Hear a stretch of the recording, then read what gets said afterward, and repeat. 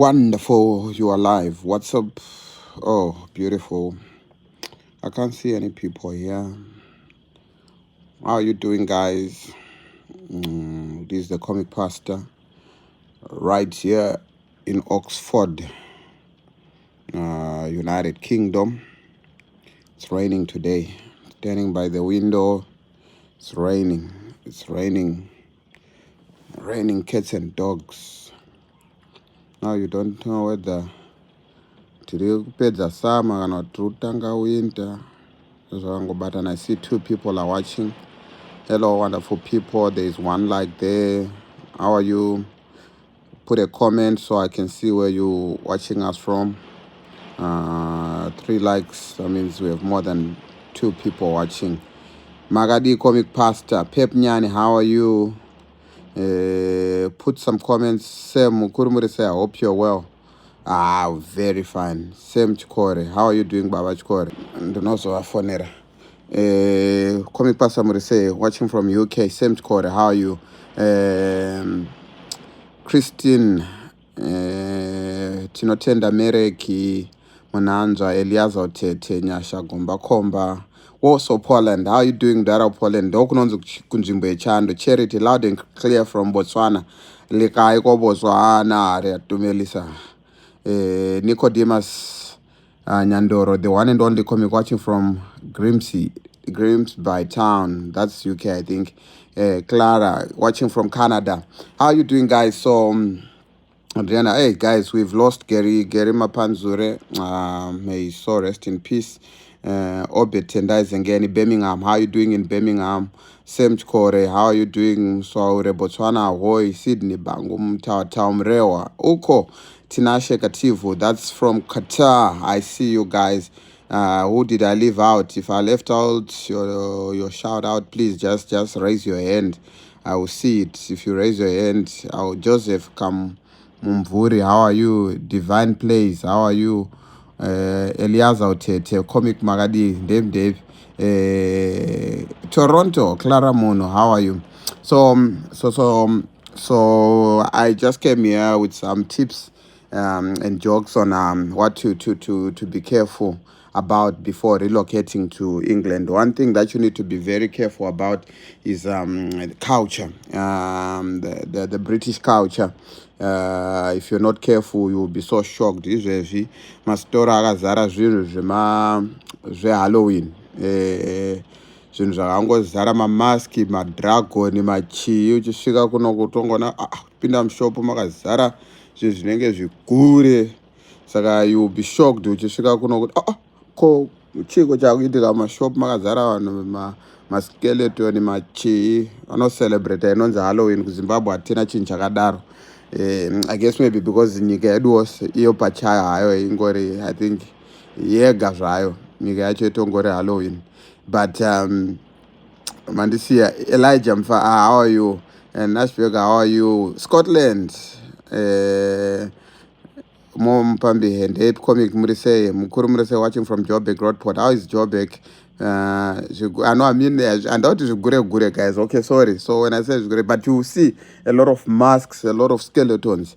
They celebrate what they call Halloween, and it comes before Christmas. It's not before Christmas, but during the beginning of this winter. I think that's when they'll be celebrating Halloween. So it's weird. It's not something that you're so used to as a Zimbabwean relocating here. There's so much need for parallel parking. Let me not lie to you.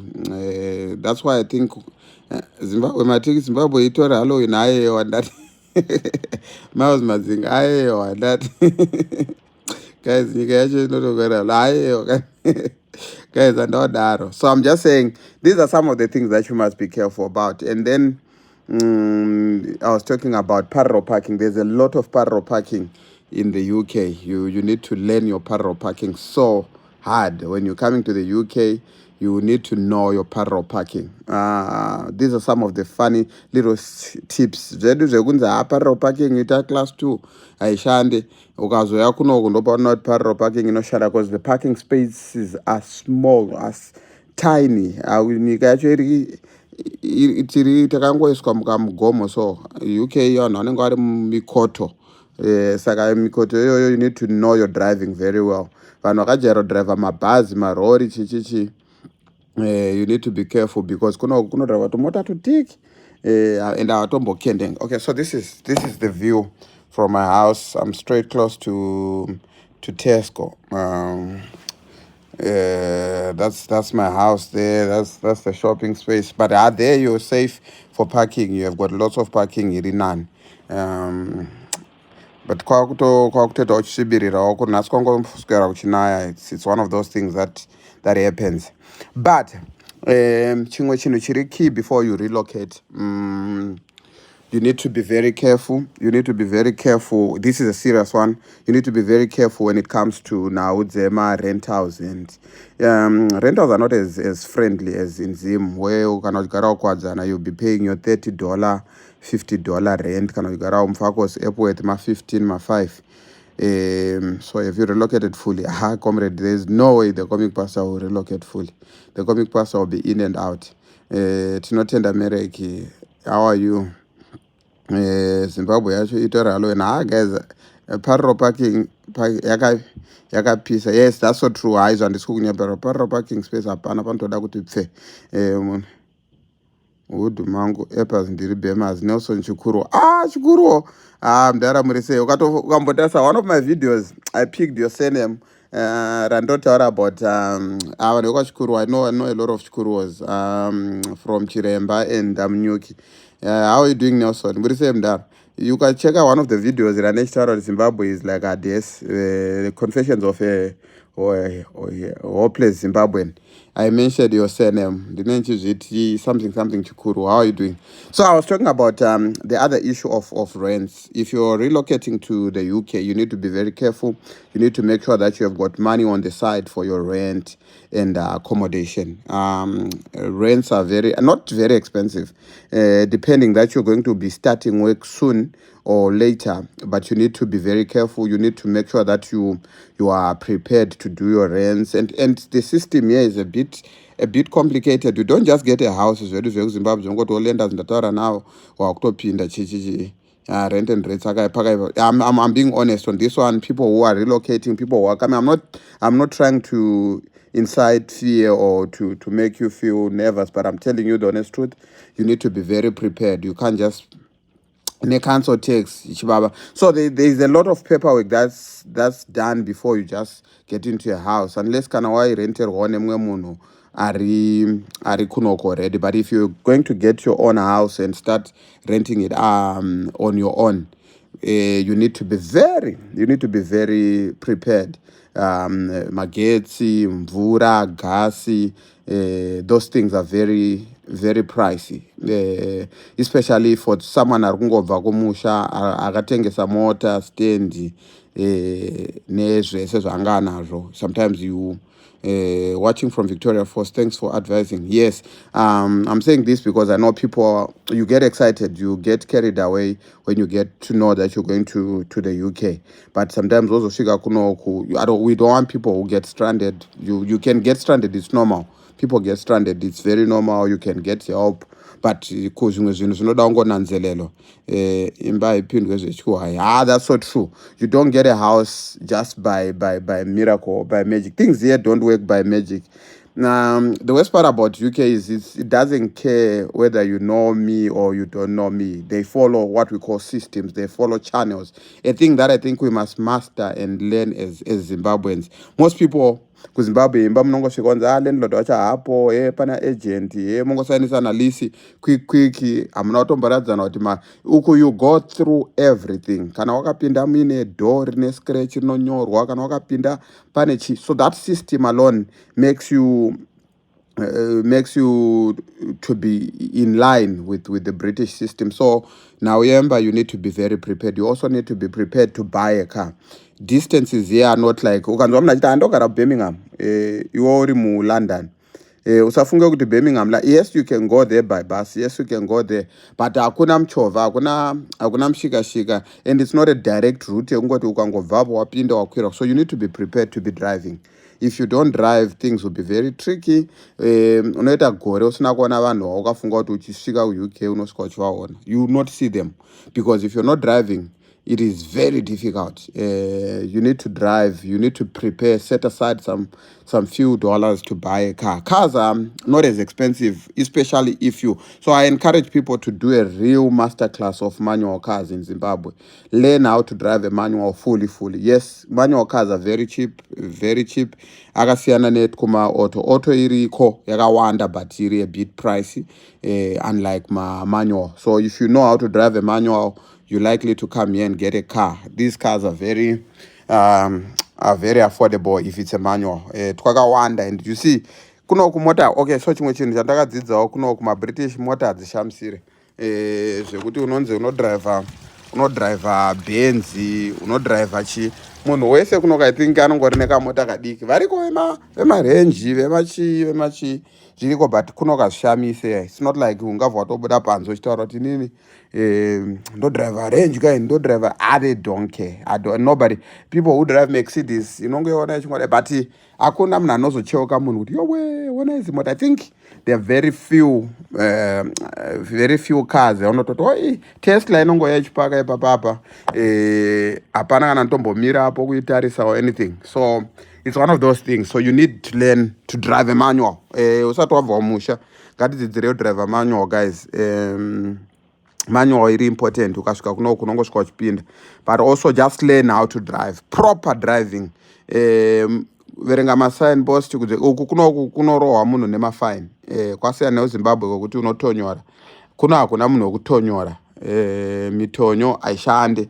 Apana, there is nobody that you bribe for anything. If it's supposed to be done, it's done. So we have different systems, and we need to be very careful as we are coming into UK. I think I have a lot. Also, people get what we call culture shock. Culture shock. When I talk of culture shock, kuno kuma tattoos mdaro wangu nini ndongoti ndikabudisa katattoo kangu wani kanenge ari paruoko. Mashamwari angu ekuSD anoti yowe, ngoti it's a joke. Nacho majokes anotadza manzwisisa. But I'm telling you kuti here tattoo shops are all over. So you get here, you seeing tattoo, because what's presented to you, you likely get to be attracted to it. So there's so much tattoo shops around, and you likely to change. I'm not saying a tattoo is a sin, because I also have mine. I guess I'm gonna learn mfano wangu wa Zimbabwe. But ndingotaura kuti kana uri munhu anga asingazviite izvozvo, you're gonna get a culture shock. You're gonna get surprised because wasvika kwazvinoitwa kwazvakawanda. And also kunoku alcohol is affordable, very cheap. Ukakanganwa ukapusa unogona kushandira futi wawa. Ukakanganwa kuti wakavingei. So these are some of the tips. I think I should just do a full masterclass of relocation ideas for Zimbabweans. I think because I speak your language, I'm also in Poland. I get a culture shock on Windows. They open backwards too. Culture shock. So there's a lot that I can tell people who want to relocate. I know Munezan got excited. I want to move to England. But it is bad for you to move ill-advised. Which thing as food tastes funny, food tastes weird. So kana one choda kubva wachika Zimbabwe chinyasoda uchidya zvachose gara wachidya, because kunoku I just bought some chips and chicken. Unenge chingonoti chokwadi takutorarama nemhiripiri. It's because chili is the only closest taste. Chili. And also, hey guys, chimwe chiri embarrassing. I've always said this as a joke. Sugar nesalt kunoku, guys, zvakasiyana mbichani. Like when we buy coffee mumashop edu kuZimbabwe, coffee shop, tajaira kutoonzerwa bheseni tobva taisa 4 tablespoon esugar. Kunoku 80% of the coffee is no sugar. Vanhu vazhinji vanongoti no sugar. And then tea is 1 sugar, 2 sugars. Kana waitaura 1 sugar warura ka teaspoon kana ka sachet kaya katinoti papa kaya. which is different. Also, guys, I have a lot to teach. I have a lot to tell.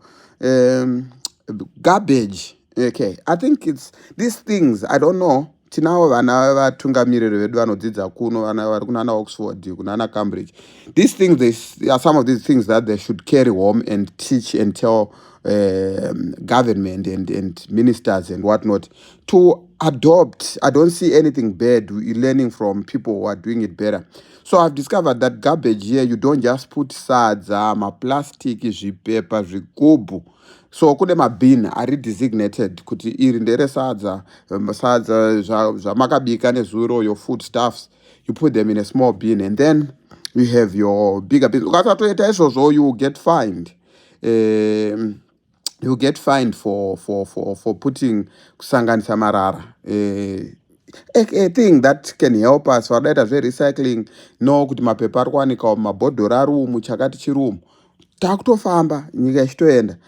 One thing I've also discovered is kuti there's not one company that supplies electricity. So like Zimbabwe, electricity is only supplied by ZESA. In the UK, there's so many companies that supply electricity. You choose. There's a variety. I think it's something that we should adopt as a country, where you have people supplying. Sekungoita kwatinoita fuel kuti fuel is supplied by Trek, is supplied by Puma, by Chakati.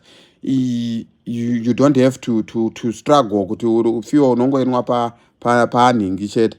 Same way with electricity, same way with refuse collection. So you see that a lot of companies here arimu refuse, arimu energy, arimu chi, and then they supply, and then you pay.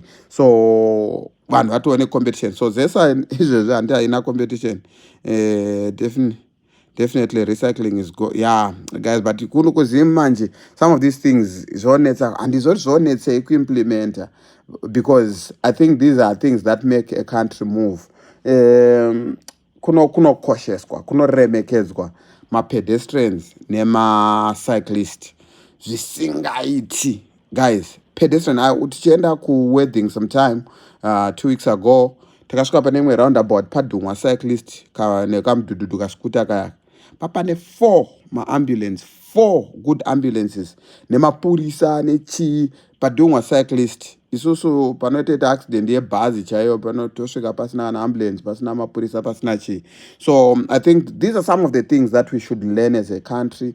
Ma-pedestrians anoremekedzwa, especially pama-pedestrian crossing. You don't compete with a pedestrian. It's a non-thing. So when you're coming here, akuhutwe kunoku zvengodade pip. It's a culture that we have learned as Africans. Yekuhutirana ngoda pepe iwe wada pe. Kunoku you don't just hoot. You allow. Ndizvinzwa ndikutaura as maybe ndinzvoda nchitombokupa eka view kemunhu ari panze apo. I wish you could see clearly. You see ambuya ava nekamota kari kufamba kandikutarisako. Kamota kamira kuti mumwe munhu apedze kurivhesa, haungoite kikiri paparasima kuda kungopaka. Guys, so kunopananwa wei, kunonzi pinda, kunonzi iwo mbomira, zvine order. I don't know where we got this pressure tesete chimanya. So I think sure lack of competition complaisance and service so gamba nikangoita one inoprovide inotakura marara haina basa nazvo, but ikaona kuti pane competition nayo inochinja, inoita up their game, inowedzerawo maenergy, marori nechii nemadays ainotakura zvinotanga kuwanda. So we are learning. I'm learning. I'm here to learn. 80% of my time then ndiripo ndichikiakia ndichionana nevanhu ndichitaura nevanhu. Kunoitwa zvema-appointment. You don't just walk fafarachu wasvika pamba pevanhu fafarachu, wapinda pa-dentist fafarachu. You book, you make an appointment. Haungosvike, haungoti ndatosvika ine chitongondigera. Even kwababa, like tajera kwababa MTG, unongosvika Saturday unongoexpecta kuti munhu anenge ariko. Kunoku you make an appointment, you meet your appointment. Ukasauya unosvikawo panzvimbo pako papinda mumwe munhu. Zvinhu zvinongoita kuti zvinhu zvive systematic and orderly. But because isusu takajaira kungoti hayi ndouya mhani uri wangu hona ndanonoka but chingondigera ngobata musoro. Some of these things culture. Chii chimwe chandaida kudzidzisa kunoku guys I've learned okay, this is pertaining what we call it dzimba zvekuti unoti mukadzi achauya ogowacha agobika agotsvaira mba zvishande kunoku because you work shifts, mumwe anenge ari kubasa mumwe ari kumba, so you see kuti mumwe anenge achitobika mumwe achiuyawo mumwe achizodyawo mumwe achirara, so you learn to share. We've been sharing these stories on our platforms about house chores and everything. I think we've done so many skits ekuti varume ngatibatsirane nemadzimai. Kunoku zviri more imbwa. Pane chimwe chandasina kuzivisa, sorry guys. Imbwa haingofambe isiri palishi.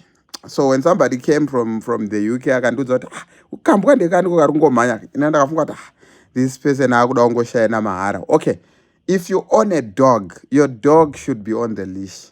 Imbwa haingombe, imbwa haingofambi. Kana wafamba nayo zvinhu zvekuti maybe izvo pamwe kuAfrica hazvichakwanisike kugadzirisika because pamba pane imbwa kana 4, of which kunoku I think it's 2-3 pets, 1-2-3 pets. So when you're taking your dog out for a walk, akweda hakuna zvekuti imbwa is taken for a walk. Umwe achitsvaira. That's so true. Rumbi mugudu. That's so true. Umwe achigeza vana umwe achitsvaira. And that's so true. I'm telling you, imbwa ine insurance. Oh yeah, imbwa ine medical aid, imbwa ine insurance. Izvozvo kuZimbabwe handisuzvitarisira kuti zvinge zvichiitika in the next 20 to 15 years. Nekuti vanhu vanochengeta imbwa vacho chaivo pada navo havatorina medical aid neinsurance. But kunoku it's not possible. You need to make sure that your dog has got a medical aid, it's got also insurance. Chimwe chinhu chandofunga kuti hurumende inofanira kukopa kana kudzidza is now mota. Mota haingopindi pamugwagwa kuti kokororo yakutovhura engine yakatonanga. Mota inoita inonzi MOT. So now registration yatogara chema yekuti number plate izvezvi ukarohwa nemushikashika ukadamburwa nemushikashika number plate iri pamushikashika unogona kutoona kuti haisi yemota iyoyo. So everything should be computerized, everything should be on the net. I guess ndo panhu patiri kusara saAfrica. Kunoku every car, if you want to sell me this car KJI9KAO, I can check it on my phone kuti mota iri musitamani ine MOT here. Yavanoti MOT ndo yatinoti fitness yaya kuVID. Inobvumidzwa rofamba murodhi yakambobiwa here, yakadhumira here, yakaita sei. Basic stuff, computer nemaserver. Handiziva kuti tingada budget yemari. I think Minister Mnyowani we-ICT, what's her name? Tatenda Mavetera should look into this. Zvinhu ngazvive digitalized, zvinhu ngazvive computerized. Zvinotibatsira senyika like now the MOT. I think guys, vanhu vese vari kutungamira, I think they travel, they see these things. But I tell you what, if we implement these things, isusu, okay, so chinhu chiri kuso chinondityisa ndechekuti tinacho chikawa imbwa. Okay, so imbwa yakaita pupu vanopika unenge watoneka bhega ungofamba uchingosiya pupu manje nechimwe chinhu chatakadzidzi a bad culture in Zimbabwe yekuti pakangoita mukoto kana tunnel yato toilet yevarume, you won't find it here. You never okay. So chiri weird ndechekuti Zimbabwe on land size inotendwa kuti it's bigger, it's maybe 3-4 times bigger than the United Kingdom. And per population size, UK is believed to be around 56-57 million people. Isusu we are only 15. Ndosha kuti zvekuzoti tinomanikidzana kuna chata tichita kuitira wiwi mumacorridor, mumagedhi, mumachima road nemumaflyover. Handizoti zvinobva kupi zvazvo because tell you what, kunoka kuna culture iyoyo. hapana mukoto waunosvika uine puu yemunhu, hauna mukoto waunosvika une wiwi. And I know kuti people that are watching here are not the ones that are culprits. I know. Ameno kuti soko rosvika sei kune vacho vanoitira wiwi mumigwagwa, mumaroads, pachi. It's rare. Guys, these things I'm learning, and I would love to see them work in our country. I don't know. Zvinhu zvengoti tikangozvidzidzisa sevanhu, I think zvinotibatsira senyika. Mabus route are digitalized. Yeah, that's another thing. Bus ndotoziva kuti bus rinopinda in 15 minutes, bus rinopinda in 25. Guys, isaiwa malike guys, vanhu vari kuona video rangu, isaiwa malike guys, vanhu 150 poita 29 likes. Ndichidzidzisa zvinhu zvakakosha kudai.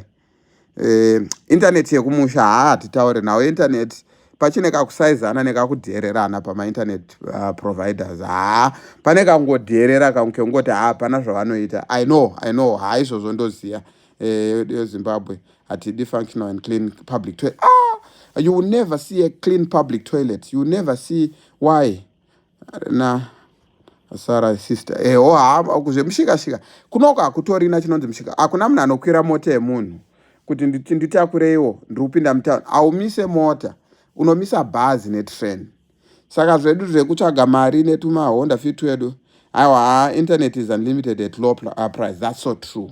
Internet is readily available. I believe for everyone who has most people who have got their visa through Harare, you also get an internet, a line. Riri nezuro ndo pandaitofunga kuti line iri pakuti takatoribhadhara pamavisa fee pa unongofunga ndere mara. So you get that line, rinenge ritori nedata, and data is fine. Vanoti data isu stoti data. So macultures ari kuramba achiita different. Zvinhu zvinoita zvichichinja. Ndichidzidzawo kuti chakati, you give way to others, learn to say thank you. We don't have that culture in Zimbabwe where people say thank you. Thank you for anything chawaitirwa, chaungosiriwe, kuvhurirana road, thank you. Ane kuZimbabwe kamvurira road anotofunga kuti ndiye anga ane right of way, haana thank you. So but kunoku you learn to say thank you. Thank you. Haina basa kuti munhu mutema murungu. Thank you, thank you. Tenda pawavhurirwa, tenda pawaitirwa, pawabatsirwa. You thank the bus driver. Guys, you know, when my father used to do this, I used to get shocked. Did I not tenda maita basa? You know, like on Okuru Zimbabwe, they have got that culture. You can go to maita basa, you buruka mkwamba, taita maita basa drive. Tafamba zvakanaka. Here it's a culture. When you drop off the bus, young kids, old people, thank you to the driver. Anopoa tipi. Guys, we need to learn. There is a lot that I think bus driver, I'm telling you, people say thank you to the bus driver. Kana docha yako, kuvurirwa door, uchipinda beat in the pharmacy, beat mu coffee shop mu, thank you. Learn to say thank you. So kana thank you. Guys, everyone serve mu restaurant, say thank you. Yes, not gonna tip, but say thank you. Your culture we need to learn as Zimbabweans. Now somebody said my roundabout. So that I this sana ku Zimbabwe, very true at a certain point, but kunoku zvinoti chinjei. So it's something that people need to learn. My roundabouts, ane mapindirwo awo, especially my major roundabouts. Kune mangu minor. My major roundabouts, what I've learned and have been studying is when you're going on the first, second, maybe third exit, you keep your outer lane, which is your left. Then when you're going anything past 12 o'clock, we call it 12 o'clock. Anything past 12 o'clock, you have to be in the inner lane. But when you are exiting the roundabout, you also have to indicate. So you roundabouts, if you're coming kunoku, before you take a car, before you start driving, these are some of the things you also need to learn. Just go buy your driving lessons book, learn, read. Kabuku kwete ke Zimbabwe ke kunoku kune zvima cards zvinototengeswa zvokuti you read, and then you get to know. Kunoku kune ma sign post ekuti madhadha passing, ma sign post ekuti why passing. You know, like kwedu tongoziva kuti vana vechikoro nechimwe nemombe, chenjerai mombe. Kuno madhadha emusango, kwete madhadha evanhu epamba emusango vanotoisa kasignpost kekuti panopfura madhadha, panopfura tsuro dzemusango. So you need to be careful. Hakuvhimwe nemota kunoko kuti ukaona tsuro kwacho kwacho flash hakubvumidzwa kuvhima nemota. Uchavhimeiko chikafu chakangozara chakadirwa. So I just took this time to say, if you're thinking of relocating, there's so many things that will surprise you. There's so many things that will shock you. There's so many things that will be new. It won't be as new for someone who stayed in South Africa, especially those that used to stay in Cape Town.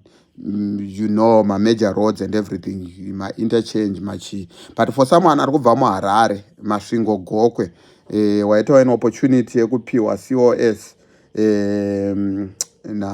nehama inini natete naamai guru. You need to learn. You need to understand that you're getting into a new culture. Also, the language is not as easy, as simple as it was. Zimbabwe, hello, Muri, how are you? I'm fine, thank you. Here they speak with a little bit of bass. They have a more low tone, so you have to listen attentively. You need to give so much attention to what they're saying. I know munhu wese anombotoitawo uchichadzimira uchitombobvunza kuti wati, but sometimes it just takes confidence. Hey guys, I've spoken. Kune Uber, but kuno kwandiri ku-Oxford, it's a bit far from town, so kuvantage kwandogara, you don't get Uber as easy. We have got our own vantage taxis and other things, but Uber is readily available. Coming basa as an MC here, I'm just MCing, do my gig mangwana ndiri ku Peterborough neku Leicester, and then I'll just be coming, but soon I'll be back home as well. Botswana, I see you, everyone. I'm seeing you guys. Thank you for being on this live. You guys are amazing. I'm just teaching Apanandi Tuma. It's just because I know some people are coming from Zim, and I don't want people to be shocked. So I don't go to arrange with some of the things that you see as you arrive in the UK. There is, okay, so now you may not get it kuri lonely. It's not a lie. It's not a lie because 80% of your time you are at work, and then also because people are a bit scattered. You don't have so many people that are close to each other, like even your relatives. Manchester, London, Harare Bulawayo chayo. So it's not like so you become, your family, maybe there are no neighbors. So neighbors are there, but you don't really need to talk to your neighbors. Nobody cares about anyone. Here you live your life. You're in tota. Yes, in tota. Yes, Bonel. So that's how life in the UK is. Your neighbors are the good part about we here where we stay is because we have a lot of foreigners. So even my pastor, one of my pastor, then he had to say, is this yours? At least we have got neighbors on top. But British people, they hardly talk to you. They really don't care about your life. They don't look for you, whether utambura unakiro.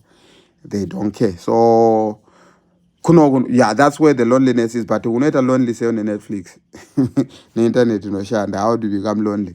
Zvinhu zvese zvinechungoitika paground unongochiziva kuti Israel iri kurwa Palestine. Unongotozivawo unoboekana neyo. If you are somebody who loves the internet like I do, you don't need people. You need internet. Sometimes in my loneliness kushaya internet. So kana wane internet manje problems akaonoita mashoma. Ivo vanhu ngavambodzidza kungogara kudzimba dzavo. Zvinhu zvakangonakawo futi. Schedules kuti kuwana free kunonetsa. Same schedules zvekuti na same time yoko. Yes, ndo chimwe chinoita kuti utadze kuona nehama because musi vari kuti ndokutsvaga Saturday pamwe vari kubasa. Ivo ndokuona Tuesday wadzokerawo shift. So there's so much of culture shock. Man, focus. Culture shock. You're really serious because Also kune timu rimwe rinokurudzira kudhakwa, timu rinongoti kukangonzi mafaro kuBhammers, mafaro covers, mafaro. Yes, you need to have a good time out, but sometimes you need to also manage your time. Saka ukapusa unokunakirwa mumwe nemumwe kwa hayo iriko hayakanyanya. So guys, from the comic pastor, guys, I love you so much. I'm coming back soon. We're going to have fun. I'll be in Zim. I'll be back. The man himself will be back. But I'll continue giving these nuggets, everything that I see, everything that I learn. Ndataura now, please, uyane kamari mbichani. If you're coming to the UK, uyane kamari mbichana, uyane nekamari kekuti kanombokusurvivisa kana kusina mashift ubasa kwawakawana. Why? Because you struggle. Unozotofunga ndakauya ndiko here ende ukatanga kuita madoubts wayo Satani anobva atora mukana ovata chakutya chakwata chiri kukwata. But you need a little bit of financing yekuti ukwanise kurenta imba, ukwanise kuzvitsvagira mota. Mota hadzidhuri. At 1.4 1.5 you get a nice car. 1,500 pounds. Yeah, mota kuZimbabwe dzodhura. Todhurisana na mota singaiti. Mota dzema 30,000 dziya dzatotenga dziya. Kunoku unototenga mota kwayo. Unoona tonobura imwe mumapepa nyowani nekuti ndokwadzobva anyway. So from the comic pastor, I love you guys. Have a good night. I'll come back again teaching, just sharing. It's just sharing. You guys are amazing. Have a good night.